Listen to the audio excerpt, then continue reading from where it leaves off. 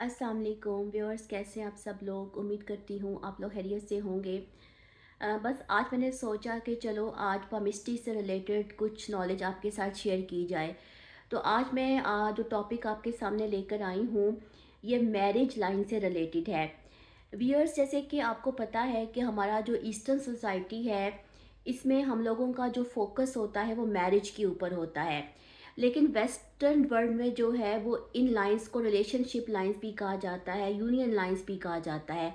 अब ये लाइंस कौन सी होती हैं? जो हमारे हाथ के ऊपर होती हैं मेनली, कि जो हमारी फिंगर होती है, ठीक है, मरकरी जिसको मरकरी की फिंगर कहा जाता है, लिटिल फिंगर कहा जाता है, इसके नीचे जो है ये लाइंस होती हैं, ठीक है। अमूमन जो है ये यहाँ से स्टार्ट होती हैं और इसके जो है आगे मुख्तलिफ फॉर्मेशन बनती है। व्यूअर्स, इन लाइंस के बारे में जो है पामिस्ट्री हमें क्या बताती है।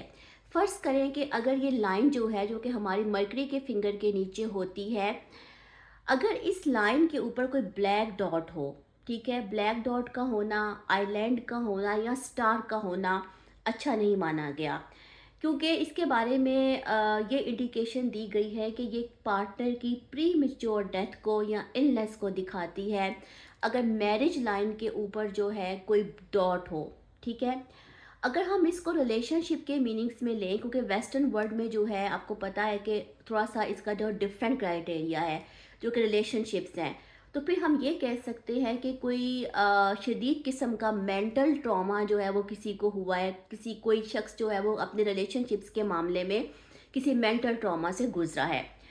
अच्छा, अब दूसरी चीज़ ये है कि अगर ये जो लाइन है, ठीक है, ये जो यहाँ पे जिसके बारे में मैं आपको बता रही हूँ, अगर माउंट ऑफ वीनस से कोई लाइन इसको कट कर जाए, इस लाइन को, ठीक है, यहाँ से कोई लाइन स्टार्ट हो, ये जो हमारा माउंट ऑफ वीनस है, और यहाँ से कोई लाइन इसको कट कर जाए, तो ये भी सेपरेशन की अलामत हो सकती है, यानी कि डाइवोर्स या सेपरेशन की या मैरिज में कोई प्रॉब्लम की अलामत हो सकती है।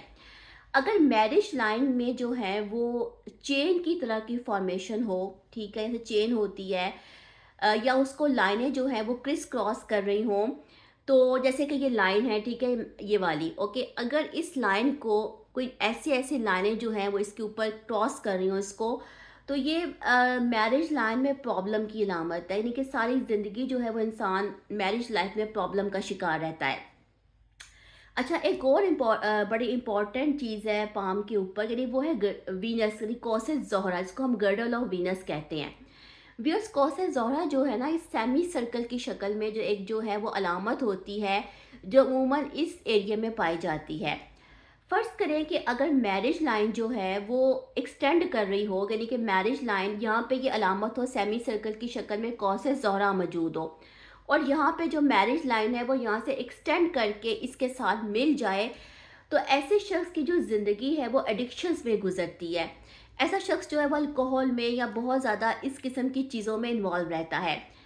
नाज़रीन, जो कौसे ज़ाहरा है जिसको कि हम एक सेमी सर्कल की एक अलामत मानते हैं, इसको अब गर्डल ऑफ वीनस भी कहते हैं, तो ये जो है ना, ये किस चीज़ की अलामत है? अब इसके बारे में पमिस्ट्री हमें बहुत सारी चीज़ें बताती है, मतलब हमें एक मल्टीपल जो है वो हमें एक रिव्यू देती है इसके बारे में।